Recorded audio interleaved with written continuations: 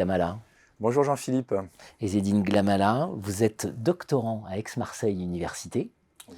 Vous êtes cofondateur du cabinet Saafi. Vous avez enseigné aussi à l'université de Cergy-Pontoise. Vous enseignez aussi à l'université de Cergy-Pontoise. Vous publiez Islam et éthique des affaires économiques et financières aux presses universitaires d'Aix-Marseille. Alors, on va rentrer tout de suite dans le vif du sujet.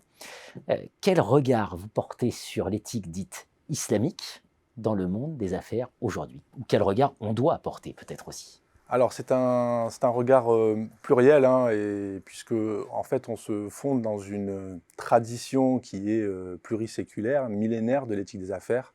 Et dans le cadre de mes recherches, je me suis rendu compte, c'est ce que j'ai découvert entre autres, c'est qu'en fait il y a une lignée, puisqu'on est presque dans la dimension de la philosophie économique, et donc il y a une lignée qui remonte à Aristote, en passant par l'Ancien, le Nouveau Testament, saint Thomas d'Aquin, pour arriver au Coran et ensuite à tout ce qui a été élaboré dans la jurisprudence musulmane au cours des siècles.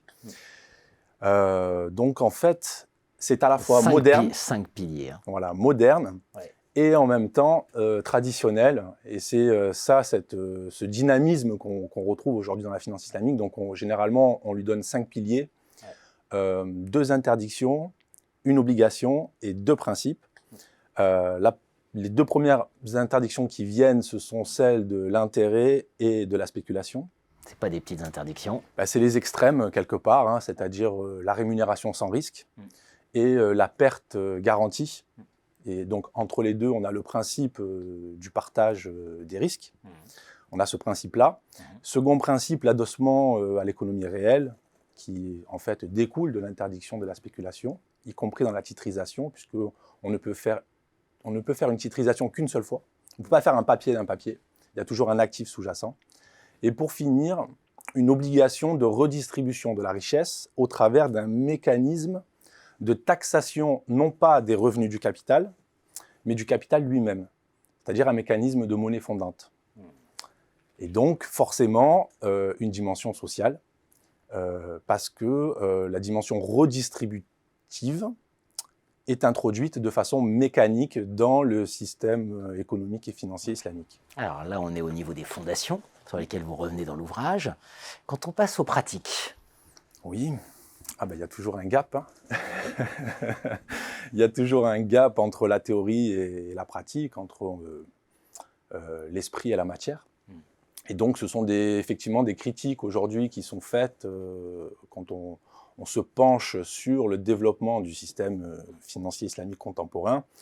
Et il y a beaucoup de voix, effectivement, qui s'élèvent pour dire que de nombreuses institutions financières islamiques reproduisent les instruments de la finance conventionnelle. Rien n'est parfait, bien évidemment. Mais à côté de cela, il y a aussi des instruments de type Soukouk, par exemple, qui ont permis, il y a des études qui ont été réalisées par de nombreux économistes qui ont montré que en fait, les Soukouk, c'est l'alternative à l'obligation conventionnelle. C'est entre l'action et l'obligation, c'est un certificat d'investissement, un titre de copropriété dans un actif qui produit un rendement.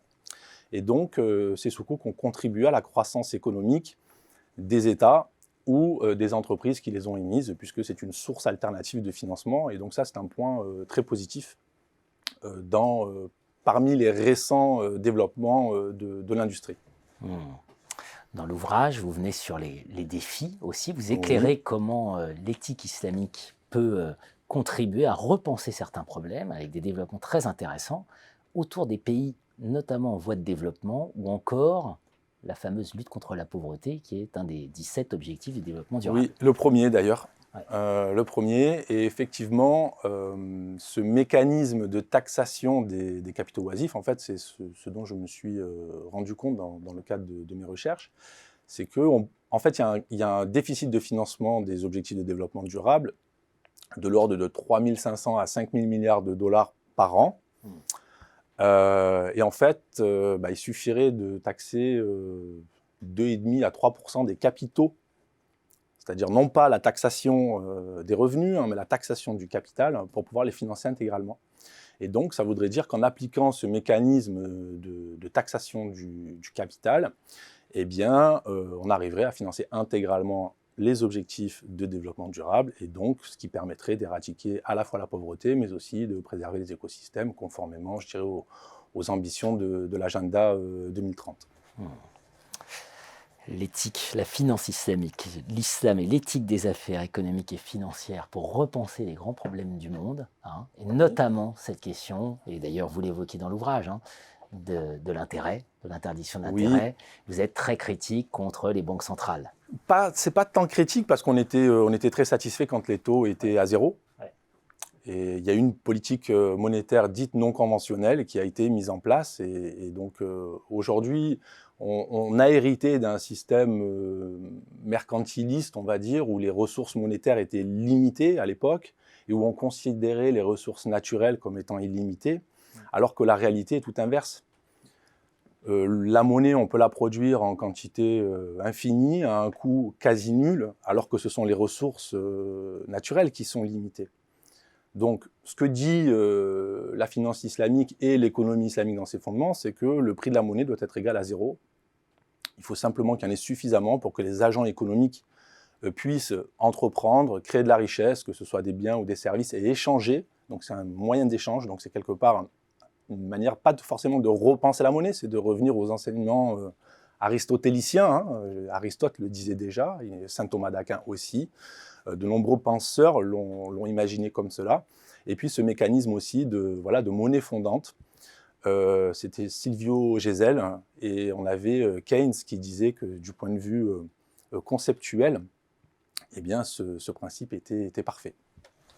Effectivement, c'est une des surprises que l'on a en vous lisant, c'est-à-dire que Keynes, finalement, est très proche de l'éthique islamique. Voilà, parce qu'il y a une dimension universelle, en fait, qui n'est pas l'apanage de la civilisation musulmane. Hein. Puisque je l'ai dit, il y a des racines qui sont beaucoup plus anciennes et profondes, et donc il y a une dimension universelle de ces principes, puisque quelque part, la réflexion sur le taux d'intérêt, c'est de se dire, un capital oisif, en quoi est-ce qu'il est productif? En quoi l'oisiveté est-elle productive? Donc pour qu'il y ait une rémunération, il faut qu'il y ait soit du travail ou soit une prise de risque. Donc on ne peut pas avoir la garantie du capital et la rémunération, par exemple. Donc ça, c'est un principe universel. Et finalement, les banques centrales, aujourd'hui, pour lutter contre l'inflation, on a l'impression qu'on a ce remède, on revient aux anciennes méthodes de dire, oui, on va remonter les taux d'intérêt. Mais quand on remonte les taux d'intérêt, on sait qu'il va y avoir des faillites, il va y avoir du chômage, on provoque une récession. Et est-ce que c'est de la bonne médecine quand on ampute pour pouvoir sauver le patient malade? N'y a-t-il pas d'autres solutions? Et donc c'est là aussi où c'est intéressant, puisque ça nous pousse à réfléchir et à repenser cette question de la monnaie et du contrôle de la masse monétaire par les taux d'intérêt. N'y a-t-il pas d'autres moyens pour pouvoir le faire? Une somme de plus de 300 pages, Islam et éthique des affaires économiques et financières, des fondations théologico-juridiques à la constitution d'un système économique et financier. Merci Ezzedine Glamala. Merci à vous Jean-Philippe.